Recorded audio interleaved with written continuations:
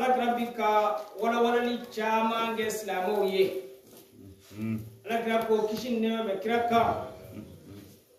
woni awso kele ni serjita ikere che ikere musoye kika chenye ni ke serji intalla kana shinga ke poro ndemana je kana ke de iga serji de taka chenye ko mani serji taka chenye iye jumu fon faminke serji tawo serji ta ko Allah subhanahu wa ta'ala bi kata jurmun nunum bebo ifar kulula fo kata jurmun nunum ko Allah subhanahu wa ta'ala ba bo halin shoni baba bo bera ni serji ta bunyena ala gira ko bishi ne be kiraka abiga islamo de nyinga ko yara islamo yara neti au doniya fena femi ni ayake Allah subhanahu wa ta'ala ba kata jurumu gwara yara ngam fe waye femi ni au yake Allah subhanahu wa ta'ala ba ga daraja korota akera ko na ko islamo ko namu chedo ala ga chiwa o nyafani ala ga chiwa ko kishin ne be kiraka ako oka gija serji talila wati mi ni serji tali akangela kusiba wati jume ode nena wati nena batani flala kumamina ka serji ta wati ka klaka sendega chaya kata misrina wati ma tawali misri sorode nalba misi wela ba salatu kairu na nomi ko tawala bibni sorode wati yo wati bibnu de bibni ngolo la ta ka salatu kairu na nomi ta ka mesiyo sabu jis manen do nenes manen do wati ka kire hada ma de ma ko ma serji to wati ka klaka ta misrina ka klaka serji ta ka serji do kono yani serji do kasi serji bana temena e ka serji ibla ka serji warata ka nganiyata ka yalla zara ka seki labe ngabla ala kira ko de sokatu ala kira ko kishin ne ba kira ka ako islamme ka masri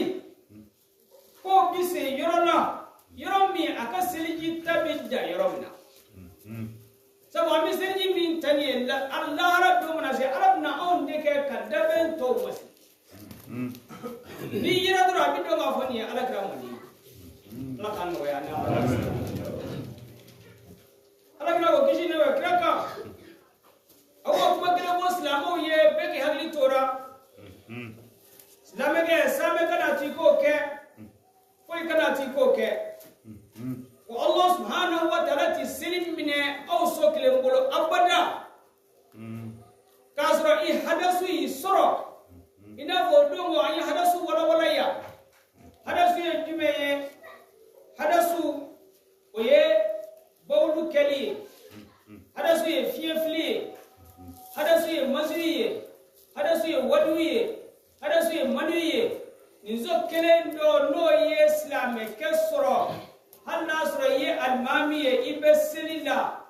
ni fiefli ye almami soro jala yere bla kunye almami ka selini jala ye o kundo yo ye almami bi jala da nuna ki borogo ko mo na jo o de kama to mo bi jo almami ko fe